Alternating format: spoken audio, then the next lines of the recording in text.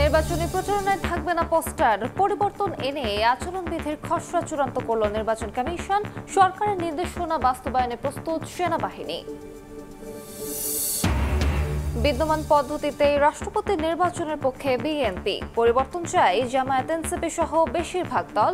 2 মেয়াদের বেশি প্রধানমন্ত্রী না হওয়ার পক্ষে মত। ছাত্র জনতার অভ্যুত্থান দিবস হিসেবে 5 আগস্ট সরকারি ছুটির সিদ্ধান্ত। ওই দিনের আগেই জুলাই ঘোষণাপত্র প্রকাশের পরিকল্পনা অন্তর্বর্তী সরকারের কমিটি গঠন। 253 জনের গুমের অকাট্য প্রমাণ পেয়েছে কমিশন। বেশি জড়িত র্যাব, ভারতীয় গোয়েন্দা বাহিনীরও সংশ্লিষ্টতা পাওয়ার দাবি। ক্ষমতা ধরে রাখতে বিরোধীর মত দমনের অভিযোগ।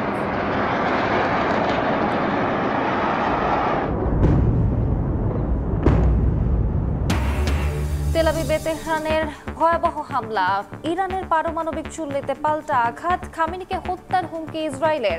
যুক্তরাষ্ট্র সহ পশ্চিমাদের সাবধান করল উত্তর কোরিয়া।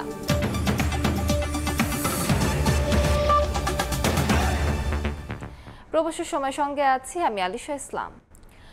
এখন থেকে কোনো নির্বাচনের প্রচারণায় থাকবে না পোস্টার, এমন বিধান যুক্ত করে নির্বাচনী আচরণবিধির খসড়া চূড়ান্ত করল নির্বাচন কমিশন। তবে বিলবোর্ড, ব্যানার, হ্যান্ডবিল ও অনলাইনে প্রচার চালাতে পারবেন প্রার্থীরা। এছাড়া দল ও প্রার্থী উভয়কেই দিতে হবে হলফনামা, আর বিধি লঙ্ঘন করলে হতে পারে জেল জরিমানা। কমিশন সভা শেষে এসব সিদ্ধান্তের কথা জানান কমিশনার আবুল ফজল মোহাম্মদ সানাউল্লাহ।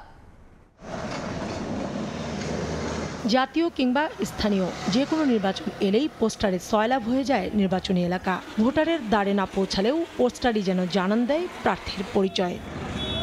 প্রতিপক্ষের পোস্টার ছিঁড়ে ফেলা নিয়েও কখনো কখনো হয় সংঘাত। এর বাইরেও বৈরী আবহাওয়ার হাত থেকে রক্ষা পেতে পোস্টারে লাগানো হয় প্লাস্টিক, যা পরিবেশের জন্য ক্ষতিকর।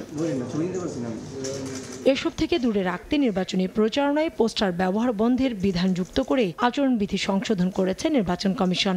আমরা পোস্টার ব্যবহার বাদ দেওয়ার ব্যাপারে সম্মত হয়েছি। বিলবোর্ডের ব্যবহার অতীতে ছিল না, এটাকে ইন করা হচ্ছে। ব্যানার, ফেস্টুন, প্রতিদ্বন্দ্বী প্রার্থী ইত্যাদিগুলোকে নতুনভাবে সংজ্ঞায়িত করা হয়েছে। প্রচারণায় পরিবেশ বান্ধব সামগ্রীর ব্যবহারের ব্যাপারে জোর দেওয়া হয়েছে।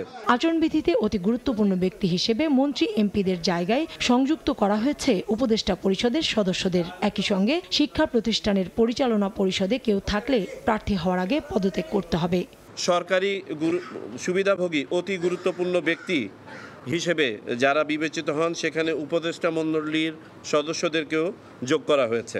সোশ্যাল মিডিয়া ব্যবহারে কোনো ধরনের ফরেন ইনভেস্টমেন্ট না করা হয়েছে। কমনভাবে একটি প্ল্যাটফর্ম থেকে সকল প্রার্থী যাতে ইস্তেহার ঘোষণা করতে পারেন বা করেন সেটার বিধান করা হয়েছে। কমিশন বলছে আচরণবিধির খসড়া চূড়ান্ত হলেও রাজনৈতিক দলসহ সব অংশীজনদের মতামত দেওয়ার সুযোগ থাকবে। স্টেক হোল্ডার সাথে আলোচনা করার পর করতে গেলে পারে নতুন নতুন উপাত্ত আসতে পারে। কাউসারা চৌধুরী কুমু, সময় সংবাদ, ঢাকা। ফেব্রুয়ারিতে নির্বাচন হবে কিনা সে বিষয়ে এখনো আনুষ্ঠানিক কোনো নির্দেশনা পায়নি সেনাবাহিনী। তবে নির্দেশনা পেলে সে অনুযায়ী কাজ করতে প্রস্তুত আছে তারা।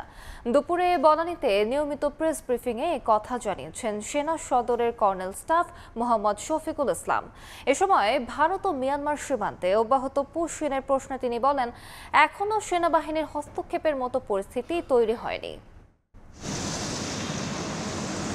জুলাই আন্দোলনের সময় মোতায়েন করা সেনাবাহিনী অন্তর্বর্তী সরকারের অ্যাসাইনমেন্টে এখনও মাঠেই আছে। দেশের ভেঙে পড়া আইন শৃঙ্খলা পরিস্থিতিতে লাগাম টানতে দেয়া ম্যাজিস্ট্রেসি ক্ষমতাও চলমান। নির্বাচিত সরকার ক্ষমতা গ্রহণের পরই হয়তো ক্যান্টনমেন্টে ফিরতে পারবেন সেনা সদস্যরা। তবে ফেব্রুয়ারিতে জাতীয় নির্বাচনের জোর গুঞ্জন উঠলেও আনুষ্ঠানিকভাবে এখনও কিছু জানানো হয়নি সেনাবাহিনীকে। সেনা সদরের নিয়মিত ব্রিফিংয়ে কর্নেল স্টাফ শফিকুল ইসলাম বলেন, নির্দেশনা পাওয়া মাত্র সে অনুযায়ী কাজ করতে প্রস্তুত আছে বাহিনী। আমরা এখনও সরকারের পক্ষ থেকে অফিসিয়ালি কোনো নির্দেশনা প্রাপ্ত হয়নি, তবে সরকারের নির্দেশনা অনুযায়ী আমরা নির্বাচন সংক্রান্ত দায়িত্ব পালন করব। রোহিঙ্গাদের প্রত্যাবাসনের কোনো কার্যকর অগ্রগতি না থাকলেও প্রতিনিয়ত ভারত আর মিয়ানমার সীমান্ত দিয়ে পুশিন অব্যাহত রেখেছে প্রতিবেশীরা। তবে এখনও বিজিবিতেই আস্থা রাখতে চায় সেনাবাহিনী। স্থায়ী এবং অস্থায়ী ক্যাম্পের বৃদ্ধি করা হয়েছে, আমাদের গোয়েন্দা নজরদারিও বৃদ্ধি করা হয়েছে। তো এই বিষয়ে সেনাবাহিনী অন্তর্ভুক্ত হওয়ার মতো বিষয় এখনো অনুভূত হয়নি। বিজিবি এবং কোস্টগার্ড এই বিষয়টি নিয়ে কাজ করছে। এছাড়া গত 3 সপ্তাহে সারা দেশে বিভিন্ন অভিযানে 56টি অবৈধ অস্ত্র, 990 রাউন্ড গোলাবারুদ ও 996 জন চিহ্নিত অপরাধীকে গ্রেফতারের তথ্য জানানো হয় ব্রিফিংয়ে। জুম্মান সাদিক, জ্যাভলিন, সময় সংবাদ, ঢাকা। চাকরির সংশোধন অধ্যাদেশ বাতিলে 48 ঘন্টার সময় বেঁধে দিয়েছে সচিবালয় কর্মকর্তা কর্মচারী ঐক্য ফোরাম। শনিবারের মধ্যে অধ্যাদেশ বাতিল করা না হলে দেশব্যাপী বৃহত্তর কর্মসূচির ঘোষণা নেতাদের। বৃহস্পতিবার সকালে সচিবালয়ের 4 নম্বর ভবনের সামনে বিক্ষোভ সমাবেশ করেন সচিবালয় কর্মকর্তা কর্মচারীরা। বিভিন্ন ভবন থেকে মিছিল নিয়ে যোগ দেন তারা। অধ্যাদেশকে অবৈধ কালো আইন উল্লেখ করে বাতিল না হওয়া পর্যন্ত আন্দোলন অব্যাহত থাকবে বলে জানান তারা। রোববার সচিবালয়ে অর্থ মন্ত্রণালয়ের সামনে অবস্থান কর্মসূচি পালনেরও ঘোষণা দেন ফোরামের নেতারা।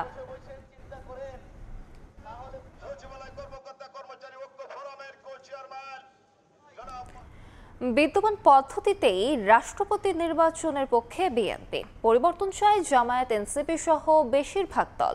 2 মেয়াদের বেশি প্রধানমন্ত্রী না হওয়ার পক্ষেও মত দিয়েছেন তারা। ঐকমত্য কমিশনের সঙ্গে দ্বিতীয় দফার বৈঠকে নিজেদের মতামত তুলে ধরে রাজনৈতিক দলগুলো। কমিশনের সহসভাপতি আলী রিয়াদ জানান, অমীমাংসিত বিষয়গুলো নিয়ে রোববার ফের আলোচনা হবে। বৃহস্পতিবার ঐকমত্য কমিশনের সঙ্গে রাজনৈতিক দলগুলোর দ্বিতীয় দফায় 4র্থ দিনের বৈঠকে অংশ নেয় বিএনপি, জামায়াত, এনসিপি সহ 29টি রাজনৈতিক দল। বিষয়বস্তু নির্ধারণ করা হয় রাষ্ট্রপতি নির্বাচন, প্রধানমন্ত্রীর মেয়াদ, রাষ্ট্রের মূলনীতি ও নির্বাচনী এলাকা। আলোচনা শেষে সংবাদ সম্মেলনে বিএনপি জানায়, বিদ্যমান পদ্ধতিতেই রাষ্ট্রপতি নির্বাচন চায় তারা। নেতারা বলেন, স্বৈরাচার ঠেকাতে সাংবিধানিক প্রতিষ্ঠানগুলো শক্তিশালী করার বিকল্প নেই।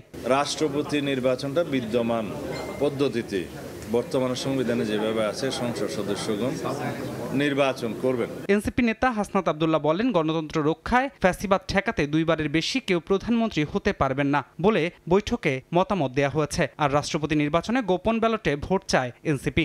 উচ্চকক্ষে নিম্নকক্ষের যে ভোটের অনুপাতই হচ্ছে উচ্চকক্ষে আমরা সিট ডিস্ট্রিবিউশনের এই বিষয়টি আমরা কথা বলেছি।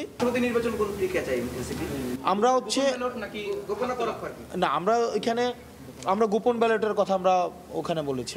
আলোচনার পর জামায়াত নেতারা জানান, রাষ্ট্রপতি নির্বাচনে তারাও গোপন ব্যালটে ভোটের পক্ষে। রাষ্ট্রপতি প্রধানমন্ত্রীর ক্ষমতায় ভারসাম্য আনার তাগিদ দলটির। প্রধানমন্ত্রীর মেয়াদের ব্যাপারে সেখানেও অনেকটাই মেজরিটি অর্গানাইজেশনগুলো আমরা একমত হয়েছি যে কোনো প্রধানমন্ত্রী 2 মেয়াদের বেশি প্রধানমন্ত্রী হিসেবে দায়িত্ব পালন করতে পারবেন না। ঐকমত্য কমিশনের সহসভাপতি আলী রিয়াদ জানান, দ্বিকক্ষ বিশিষ্ট আইনসভার বিষয়ে অধিকাংশ দল একমত হয়েছে। এছাড়া রাষ্ট্রপতি নির্বাচন পদ্ধতির পরিবর্তন ও প্রধানমন্ত্রীর মেয়াদকাল নিয়েও আলোচনা হয়েছে বৈঠকে। রাষ্ট্রপতি নির্বাচনের যে পদ্ধতি আছে সেই পদ্ধতি পরিবর্তন করা প্রয়োজন। দ্বিকক্ষ বিশিষ্ট আইনসভা প্রতিষ্ঠার ব্যাপারে একমত হয়েছে। 100 সদস্য বিশিষ্ট হওয়ার ক্ষেত্র, আবারও বলি অধিকাংশ দল। এর অর্থ এই নয় যে আমরা এই মুহূর্তে এটাকে ঐকমত্য বলে বলবো। অমীমাংসিত বিষয়গুলো নিয়ে রোববার আবারও আলোচনা হবে বলে জানান আলী রিয়াজ। ধ্রুব ব্যানার্জি, সময় সংবাদ, ঢাকা। 5 আগস্ট ছাত্র জনতা অভ্যুত্থানকে জাতীয় দিবস হিসেবে স্বীকৃতি দিতে যাচ্ছে সরকার। এখন থেকে প্রতি বছর দিনটিতে সরকারি ছুটি থাকবে। আগামী রোববার উপদেষ্টা পরিষদের বৈঠকের পর প্রজ্ঞাপন জারি করা হবে বলে জানান প্রধান উপদেষ্টার প্রেস সচিব। তিনি আরও জানান, মাসব্যাপী পালন করা হবে নানা কর্মসূচি। 5 আগস্টের আগেই জুলাই সনদ ঘোষণা করতে পরিকল্পনা উপদেষ্টার নেতৃত্বে একটি কমিটি কাজ করবে বলেও জানান শফিকুল আলম। 36 জুলাই ক্যালেন্ডারের পাতায়, যার নাম 5 আগস্ট 2024, ছাত্র জনতার এক অভূতপূর্ব অভ্যুত্থানের দিন। জুলাই জুড়ে কোটা আন্দোলন থেকে শুরু হয়ে 5 আগস্ট স্বৈরাচারী সরকারকে বিদায় জানানোর দিন। প্রায় বছর পেরিয়ে গেল, কিন্তু রক্তরঞ্জিত রাজপথের দগদগে ক্ষত মুছে যায়নি। হাজারো আহত এখনও বয়ে বেড়াচ্ছেন জুলাই। নতুন দেশের স্বপ্ন নিয়ে বাংলাদেশের ইতিহাসের পাতায় দিনটিকে গেঁথে রাখতে তাই প্রথম বছরে মাসব্যাপী কর্মসূচি হাতে নিতে যাচ্ছে অন্তর্বর্তী সরকার। ঘোষণা করা হবে জাতীয় দিবস।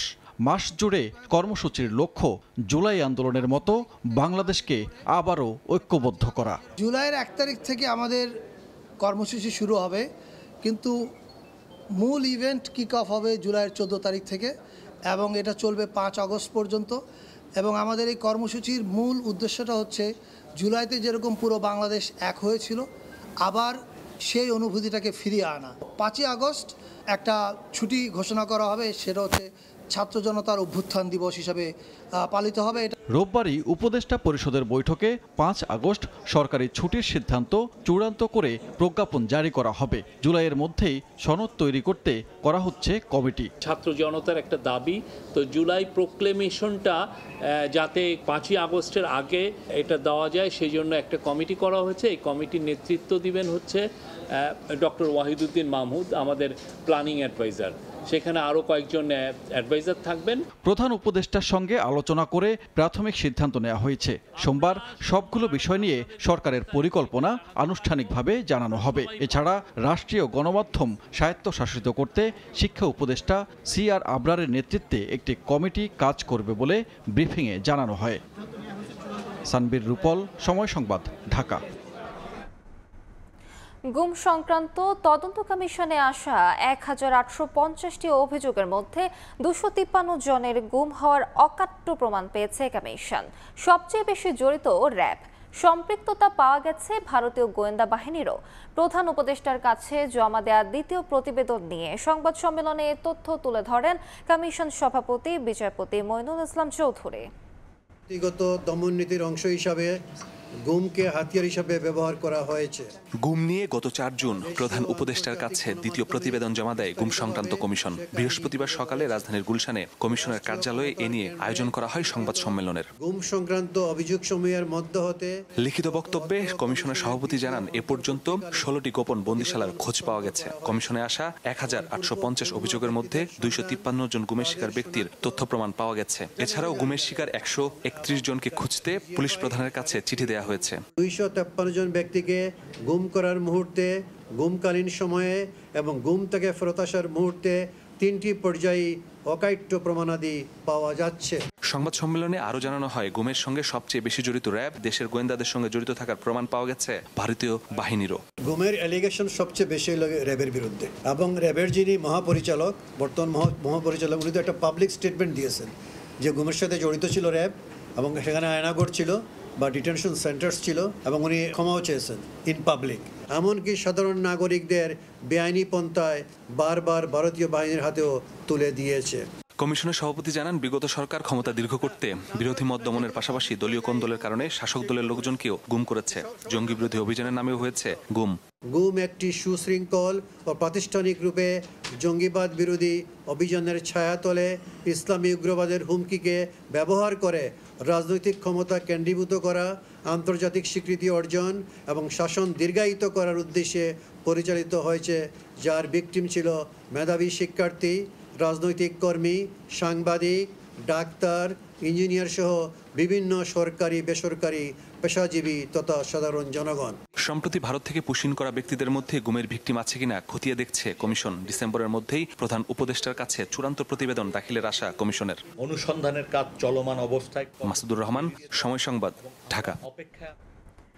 আদালত অবমাননার মামলায় শেখ হাসিনার পক্ষে আইনজীবী নিয়োগ দিলেন আন্তর্জাতিক অপরাধ ট্রাইব্যুনাল। একই সঙ্গে সিনিয়র এক আইনজীবীকে করা হয়েছে অ্যামিকাস কিউরি।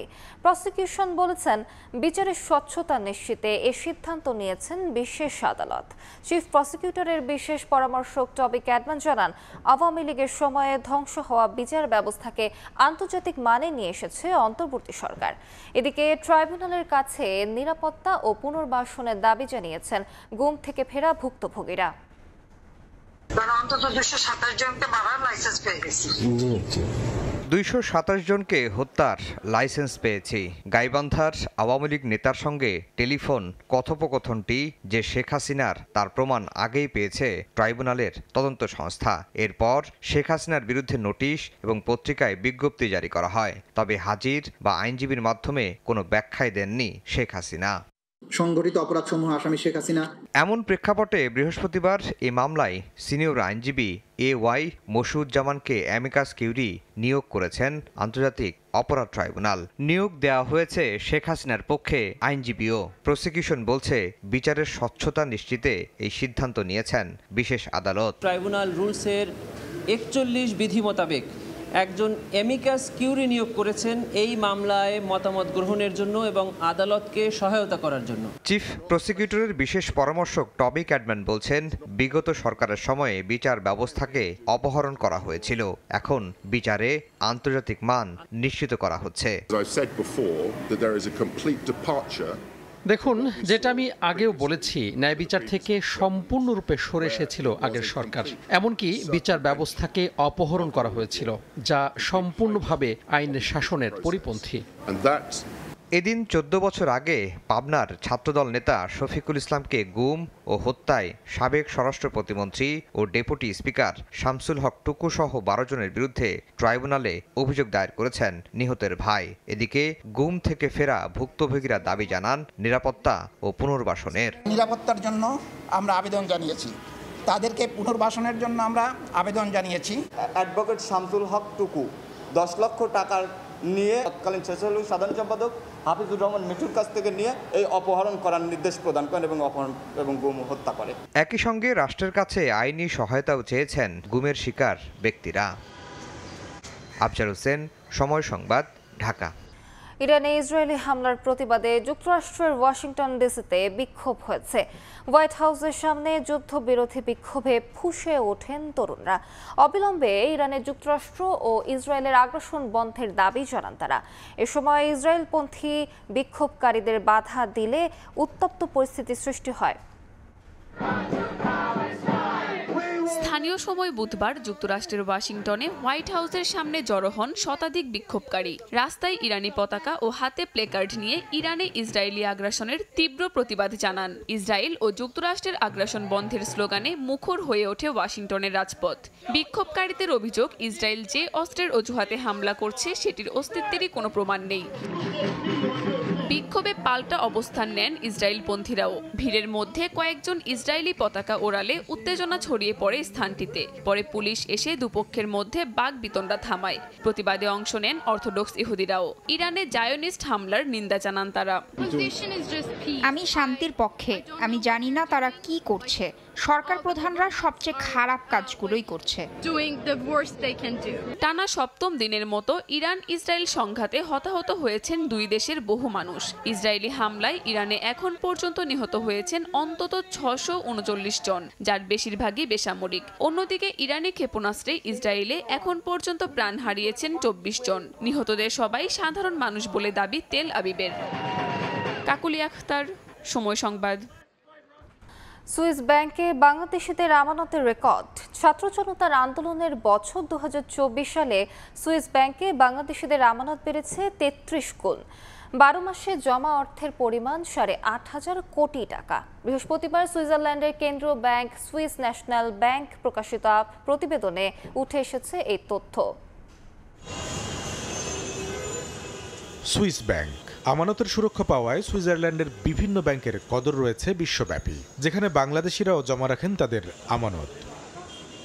বৃহস্পতিবার সুইজারল্যান্ডের কেন্দ্রীয় ব্যাংক সুইস ন্যাশনাল ব্যাংক প্রকাশিত প্রতিবেদনের তথ্য, দেশটির বিভিন্ন ব্যাংকে গেল বছর বাংলাদেশিদের আমানত বেড়ে দাঁড়িয়েছে 58 কোটি 95 লাখ সুইস ফ্রা। প্রতি ফ্রা 149 টাকা 69 পয়সা হিসেবে, যার পরিমাণ দাঁড়ায় 8,824 কোটি টাকা। অথচ আগের বছরের পরিমাণ ছিল 1 কোটি 77 লাখ সুইস ফ্রা বা 265 কোটি টাকা। অর্থাৎ এক বছরে সুইস ব্যাংকে বাংলাদেশিদের আমানত বেড়েছে 33 গুণ বা 8,570 কোটি টাকা। সুইস ব্যাংকে বাংলাদেশিদের আমানত রাখার ক্ষেত্রে গেল 5 বছরের মধ্যে এটি দ্বিতীয় সর্বোচ্চ পরিমাণ।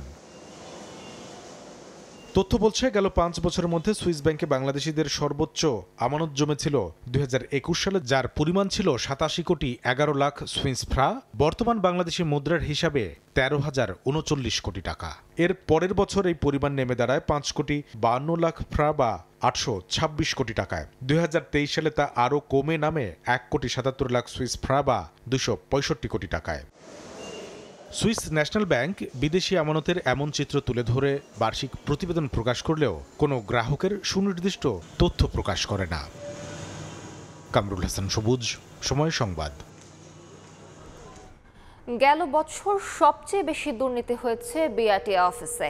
দ্বিতীয় অবস্থানে আইন প্রয়োগকারী সংস্থা, পাসপোর্ট ও ভূমি অফিস। এমন তথ্য উঠে এসেছে বাংলাদেশ পরিসংখ্যান ব্যুরো BBS প্রকাশিত সিটিজেন পারসেপশন সার্ভেতে। প্রতিবেদনে আরও উঠে আসে দেশের মাত্র 27.24% নাগরিক রাজনৈতিক প্রভাব বিষয়ে তাদের মতামত প্রকাশ করতে পারেন, আর নিজ বাড়িতেও নিরাপত্তাহীনতায় ভোগেন দেশের প্রায় 7.5% নাগরিক।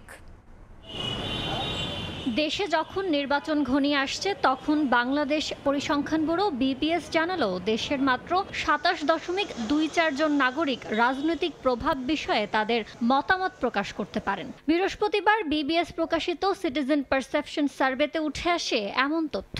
প্রতিনিধিত্বশীল স্থানীয় সরকারের কাছে যখন সাধারণ একজন লোক ব্যক্তিগতভাবে অথবা গোষ্ঠীগতভাবে কোনো একটা গোষ্ঠী যদি দাবি দেওয়া নিয়ে যেতে পারে, তখনই তারা মনে করবে তাদের ক্ষমতায়ন হয়েছে। জরিপের ফলাফল প্রকাশ উপলক্ষে আয়োজিত অনুষ্ঠানে জানানো হয় দেশের প্রায় 7.5% নাগরিক নিজ বাড়িতে নিরাপত্তাহীনতায় ভোগেন, আর প্রায় 15% নাগরিক সন্ধ্যার পর নিজ এলাকার আশপাশে একা চলাফেরা করতে অনিরাপদ বোধ করেন। জানিয়ে শঙ্কা প্রকাশ করেছেন পরিকল্পনা উপদেষ্টা। কেন বাকিরা নিরাপদ বোধ করেন না? যে কোনো সভ্য দেশে নিজের বাড়িতে অনিরাপদ বোধ করাটা একদমই গ্রহণযোগ্য না। দেশে প্রতি 3 জনের মধ্যে একজনকে ঘুষ দিতে হয়। তাদের ঘুষ দিয়ে বা দুর্নীতির মাধ্যমে সরকারি সেবা নিতে হয়েছে। গত 1 বছরে সরকারি সেবা নিয়েছেন এমন নাগরিকদের মধ্যে প্রায় 32% ঘুষ ও দুর্নীতির শিকার হয়েছেন। সবচেয়ে বেশি ঘুষ দুর্নীতি হয় বাংলাদেশ সড়ক পরিবহন কর্তৃপক্ষ BRT এর কার্যালয় এবং দ্বিতীয় স্থানে আইন প্রয়োগকারী সংস্থা। আমার ধারণা ছিল সবাইকেই ঘুষ দিতে হয়, যার কাছ থেকে পাওয়া যাবে তার কাছ থেকেই ঘুষ চেয়েছে, এবং আমার ধারণা তাকে ওই নিম্নবিত্তের যার কাছে ঘুষ নেয়নি তার তুলনায় সেবার মান ভালো পেয়েছে।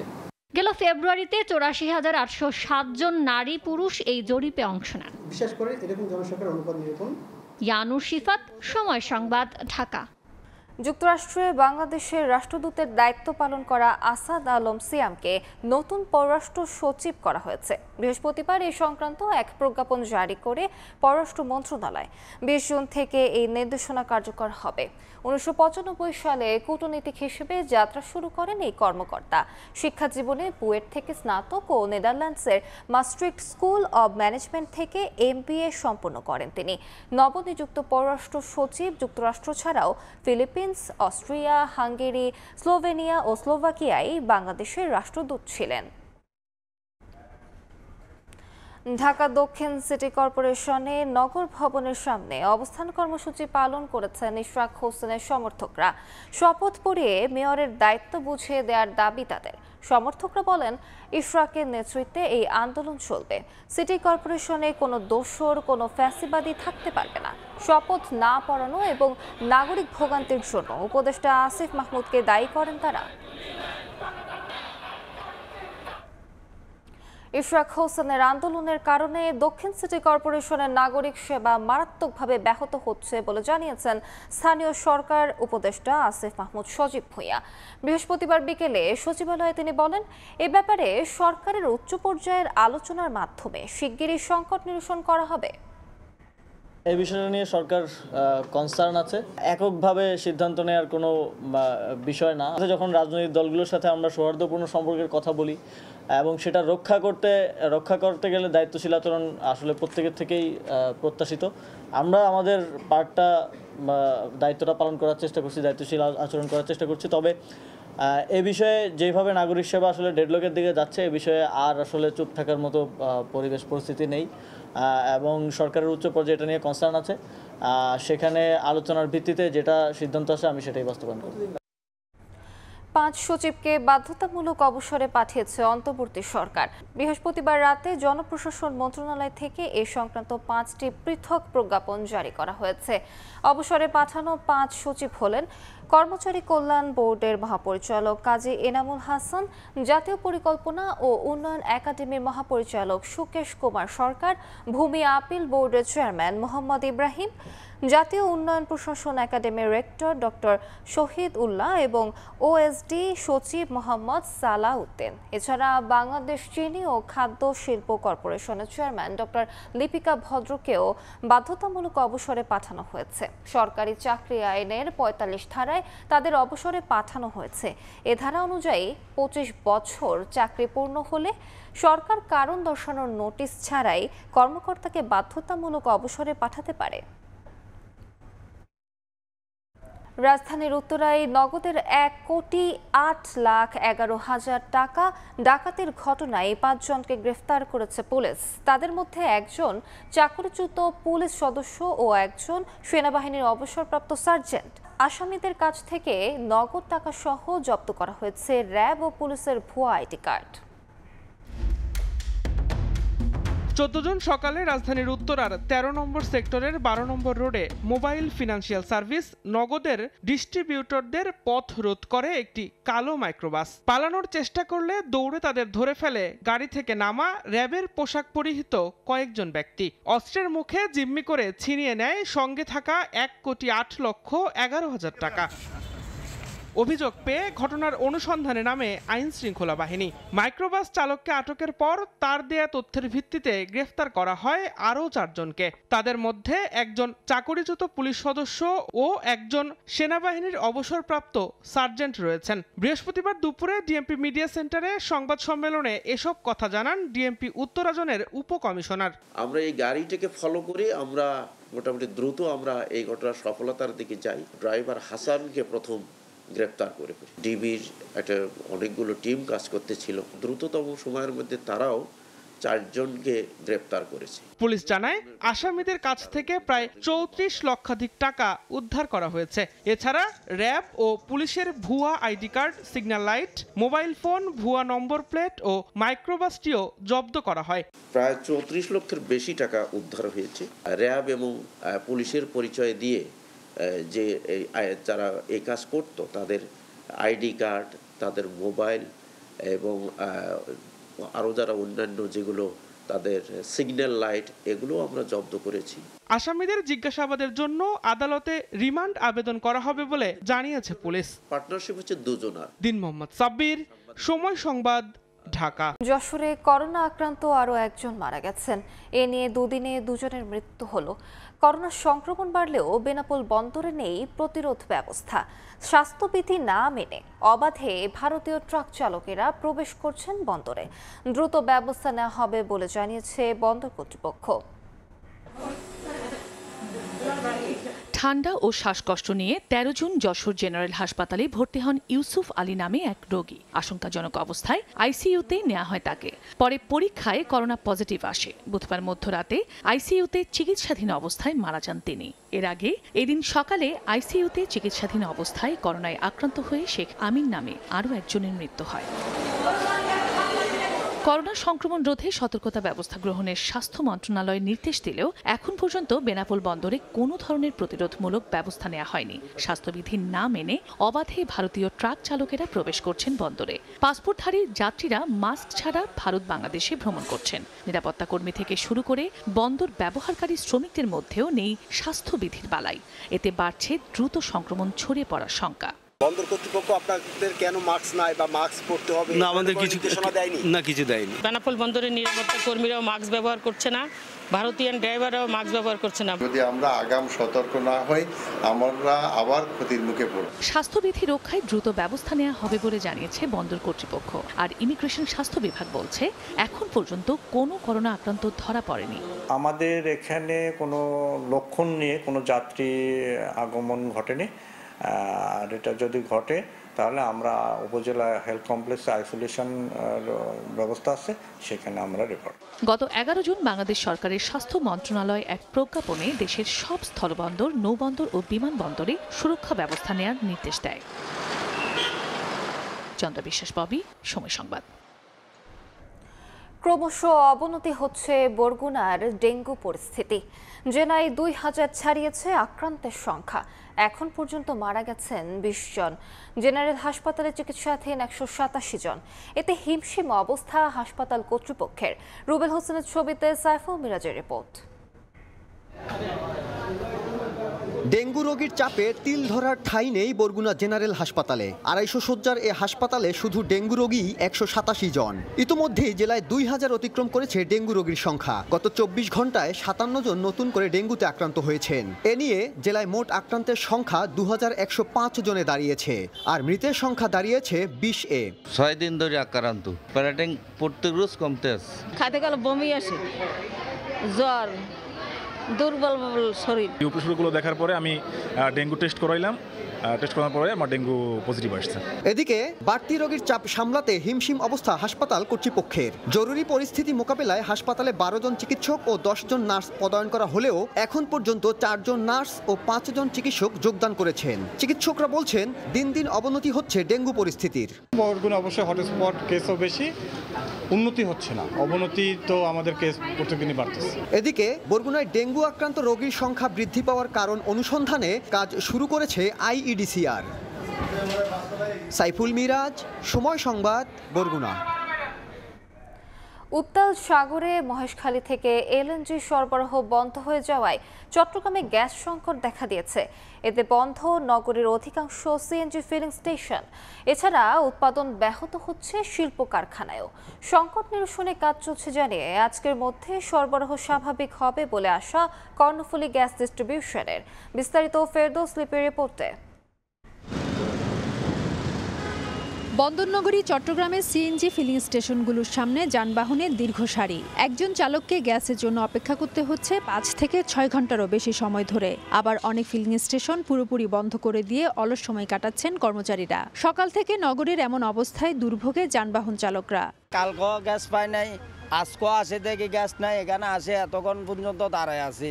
সবখানে তো এখানে বন্ধ দেখতেছি, আমরা এখনো যোগাযোগ করি না। আমাদের মালিক পক্ষকে জানাচ্ছি, মালিক পক্ষ যোগাযোগ করতেছে। সকাল ভোরে এসে এখানে সিরিয়াল দিচ্ছে, এই পর্যন্ত আমি প্রায় আমার 5 ঘন্টা সময় এই পর্যন্ত। 6টার পরে গ্যাস পাম্প বন্ধ, 10টা বাজে আবার গ্যাস দিই। মানুষ কি আর কত হরানি করবো? ঘন্টাখানিক ধরে আমি মুরাদপুর গেছি, 2 নম্বর গেট গেছি, এখানে ঘুরে সিরিয়াল দিয়ে গ্যাস পাচ্ছি না। সাগর উত্তাল থাকায় মহেশখালীতে এলএনজি নিয়ে আসা জাহাজ টার্মিনালে নোঙর করতে পারছিল না। এতে নগরীতে গ্যাস সরবরাহ সংকটে পড়ে, ফলে শিল্প কারখানায় উৎপাদনও ব্যাহত হচ্ছে। তবে দুপুরে একটি জাহাজ টার্মিনালে ভেড়ায় আজকের মধ্যে সমস্যা সমাধানের আশা কর্ণফুলী ডিস্ট্রিবিউশনের। গ্যাসের চাপ যেখানে আপনার 120 থাকার কথা, সেখানে আপনার মাত্র 20-এ আইসা থাকার কারণে সমস্ত কলকারখানা মেশিনারি আপনার চলা বন্ধ হয়ে গেছে। এই প্রেক্ষাপটে গতকাল থেকে আজ পর্যন্ত এন্টায়ার ইন্ডাস্ট্রি আপনার চরম বিপর্যয়ের মধ্যে অতিবাহিত করছে। স্বাভাবিক সময়ে এলএনজি টার্মিনাল থেকে জাতীয় সঞ্চালন লাইনে যেখানে 1000 মিলিয়ন ঘনফুট গ্যাস পাওয়ার কথা, বুধবার সন্ধ্যায় তা নেমে আসে 195 মিলিয়নে। ফেরদৌস লিপি, সময় সংবাদ, চট্টগ্রাম।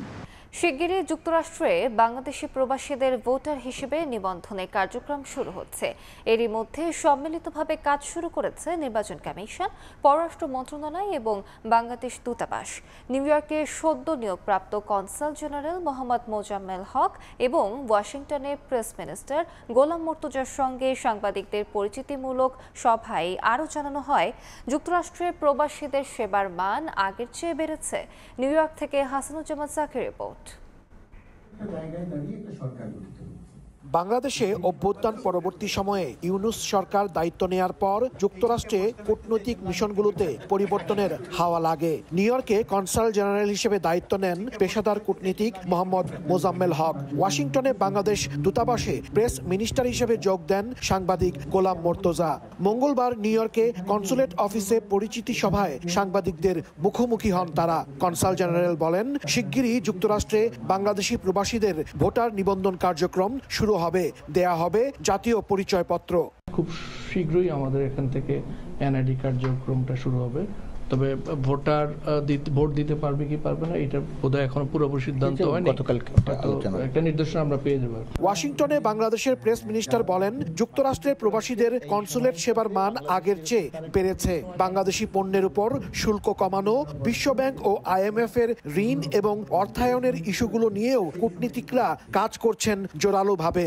যুক্তরাষ্ট্রের সরকারের সঙ্গে বাংলাদেশ সরকারের যে সম্পর্ক, সেই সম্পর্ক যে সমস্ত জায়গাতে এগিয়ে নেওয়া দরকার সেই জায়গাটিতে কাজ করা, এবং সেই কাজগুলো খুব যোগ্যতার সঙ্গে করে যাওয়া হচ্ছে। অনুষ্ঠানে প্রবাসীদের স্বার্থ সংশ্লিষ্ট বিষয়ে সাংবাদিকদের বিভিন্ন প্রশ্নের উত্তর দেন কনসাল জেনারেল ও প্রেস মিনিস্টার। এর আগে সবার শুরুতে জুলাই গণ অভ্যুত্থানে নিহতদের গভীর শ্রদ্ধার সাথে স্মরণ করা হয়। এই সময়টাতে বাংলাদেশ যে হাসানুজ্জামান সাকি, সময় সংবাদ, নিউ ইয়র্ক। নির্বাচনে জয়ের 1 মাস পর পর্তুগালে আনুষ্ঠানিকভাবে ক্ষমতা গ্রহণ করল মধ্য ডানপন্থী হিসেবে পরিচিত ডেমোক্রেটিক অ্যালায়েন্স। নতুন সরকারের পদক্ষেপে জায়গা পাচ্ছে মধ্যবিত্তের জন্য কর কমানো, বাজেটে উদ্বৃত্ত ও অভিবাসনের মতো গুরুত্বপূর্ণ বিষয়। তারিকুল হাসান আশিকের রিপোর্টে বিস্তারিত। পর্তুগালের রাজনীতিতে বুধবার ছিল একটি গুরুত্বপূর্ণ দিন। নির্বাচনে জয়ের 1 মাস পর আনুষ্ঠানিকভাবে ক্ষমতা গ্রহণ করল মধ্য ডানপন্থী ডেমোক্রেটিক অ্যালায়েন্স। লুইস মন্টিনেগ্রোর নেতৃত্বাধীন সরকার তাদের কর্মসূচিতে মধ্যবিত্ত এবং কোম্পানিগুলোর জন্য কর কমানো, বাজেটে উদ্বৃত্ত বজায় রাখা এবং অভিবাসনের মতো গুরুত্বপূর্ণ বিষয়গুলোতে বিরোধী দলের সঙ্গে সংলাপ চালানোর প্রতিশ্রুতি দিয়েছে। যদিও সরকারের কর্মসূচিতে কর্মীদের স্বার্থ সুরক্ষিত হয়নি এমন অভিযোগ তুলে অনাস্থা জানিয়েছে মাত্র 3টি আসন পাওয়া দল কমিউনিস্ট পার্টি। তবে সরকারকে সহযোগিতা করতে এই অনাস্থা প্রস্তাবের বিপক্ষে ভোট দেওয়ার কথা জানিয়েছে প্রধান বিরোধী দল সেগা ও সোশ্যালিস্ট পার্টি। নতুন সরকারের মন্ত্রিসভায়ও তেমন কোনো পরিবর্তন আনা হচ্ছে না বলে জানানো হয়েছে সরকারের পক্ষ থেকে। এবার আসন বেশি পেলেও সংখ্যাগরিষ্ঠ সরকার গঠিত না হওয়ায় 2026 সালে বাজেট প্রণয়নে স্থিতিশীলতা বজায় রাখতে বিরোধী দলগুলোর সহযোগিতা কামনা করেছেন প্রধানমন্ত্রী লুইস মন্টিনেগ্রো। এছাড়া আগামী বছর জানুয়ারিতে প্রেসিডেন্ট নির্বাচন সামনে রেখে রাজনৈতিক দলগুলো দায়িত্বশীল আচরণ করবে বলেও আশা প্রকাশ করেছেন তিনি। প্রধান বিরোধী দল সেগার চাপে এবারও অভিবাসন ইস্যুকে প্রাধান্য দিচ্ছে সরকার। অভিবাসন ইস্যুতে সেগার প্রস্তাব বা সরকারের নানা পরিকল্পনায় অস্বস্তিতে রয়েছেন দেশটিতে বসবাসরত অভিবাসীরা। তারিকুল হাসান আশিক, সময় সংবাদ, লিসবন, পর্তুগাল।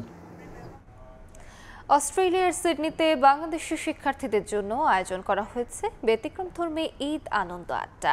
মূলত অস্ট্রেলিয়ায় নতুন যাওয়া শিক্ষার্থীদের সঙ্গে ঈদের আনন্দ ভাগাভাগি করতেই প্রবাসী বাংলাদেশিদের এই উন্মুক্ত আয়োজন। অস্ট্রেলিয়া থেকে SM আমিনুল রুবেলের রিপোর্ট। উচ্চশিক্ষার জন্য বাংলাদেশি শিক্ষার্থীদের প্রথম পছন্দ অস্ট্রেলিয়া। করোনা মহামারী পরবর্তী দেশটিতে অন্তত 30,000 বাংলাদেশি শিক্ষার্থী অস্ট্রেলিয়ায় পড়তে এসেছেন। প্রতি বছর ঈদ মৌসুমে বাংলাদেশি শিক্ষার্থীদের জন্য প্রবাসীরা আয়োজন করে ব্যতিক্রমধর্মী ঈদ আনন্দ আড্ডার। এবারের ঈদের পরও এর ব্যতিক্রম হয়নি। এবছর সিডনিতে একাধিক ঈদ পুনর্মিলনীর আয়োজন করা হয়। সিডনির মিন্টো ও ল্যাকাম্বায় আয়োজিত ঈদ উৎসবে প্রবল শীত উপেক্ষা করে দূর দূরান্ত থেকে বিপুল সংখ্যক বাংলাদেশি শিক্ষার্থী ও পরিজন নিয়ে প্রবাসী বাংলাদেশিরা অংশগ্রহণ করেন। পরিবার ছাড়া ব্যাচেলর জীবনযাপনে অভ্যস্ত শিক্ষার্থীদের জন্য পরিবেশন করা হয় দেশীয় স্বাদের খিচুড়ি, পোলাও, মাংস সহ নানান মুখরোচক খাবার। স্থানীয় শিল্পীদের পরিবেশনায় চলে গানের আড্ডা।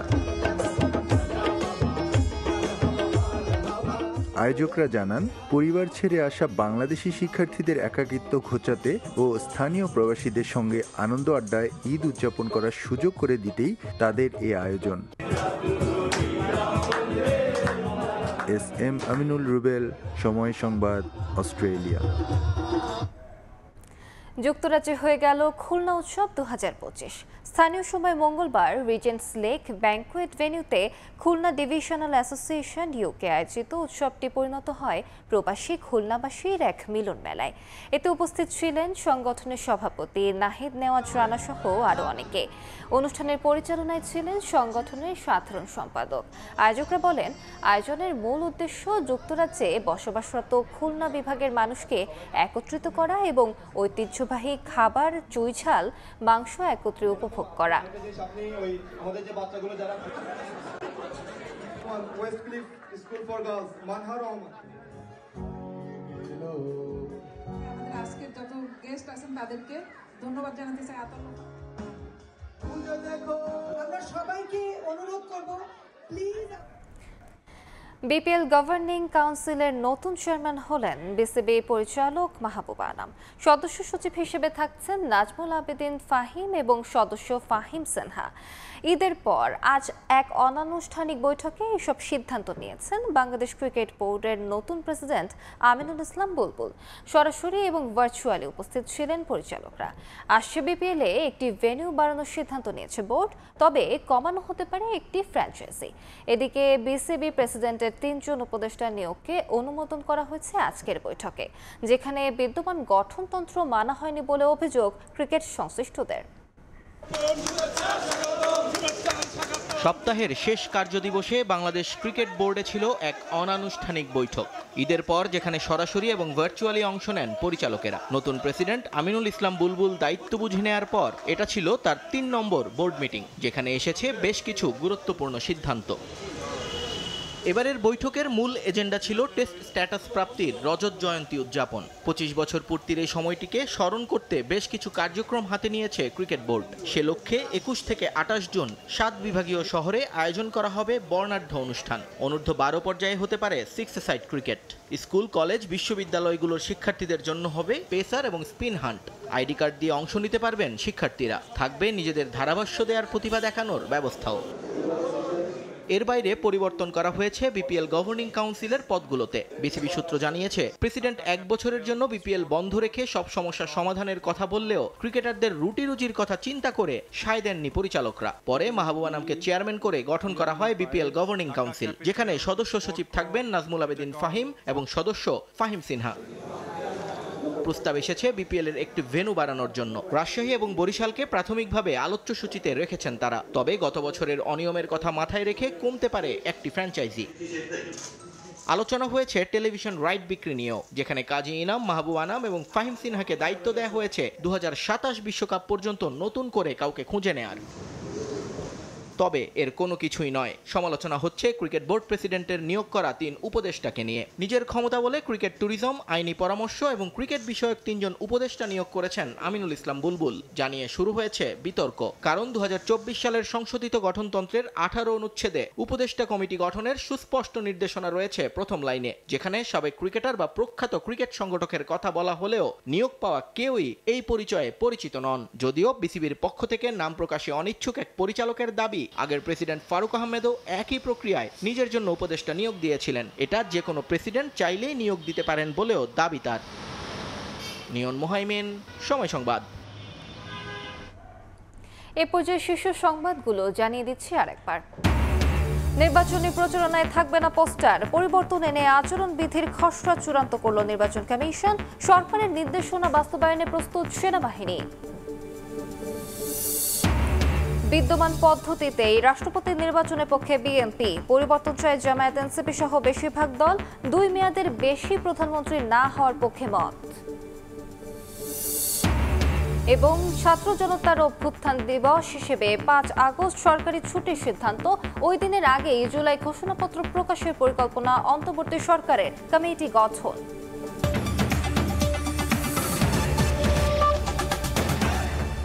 এ ছিল প্রবাসের সময়, সঙ্গে থাকুন সময়।